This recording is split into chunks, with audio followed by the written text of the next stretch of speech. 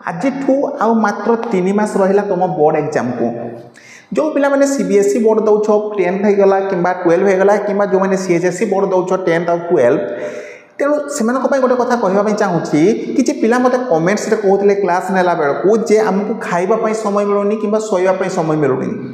किंतु ए हूँ सबुठ बड़ बाहाना 3 मास कम खाइले 3 मास कम शोले किसी भी हेनी तुम लाइफ रे किसी भी चेंजेस आसबनी किंतु जदि तुम 3 मास कम पढ़ुच तेबे से 3 मास रे तुम लक्षे पिला पछकू पड़े आसब तेणु मु सब बेले कहे ये 3 मास जदि तुम फास्ट रू एबे जाए किसी भी पढ़िन ये 3 मास एते ध्यान देकी पढ़ जेमती कि तुम रिजल्ट बाकी समस्त बेस्ट हम जो रिजल्ट देखिकी गाँ लोक भी चिंतार पड़े कि पिला तो वर्ष जाक कि पढ़ी ना एत भल रिजल्ट करला केमती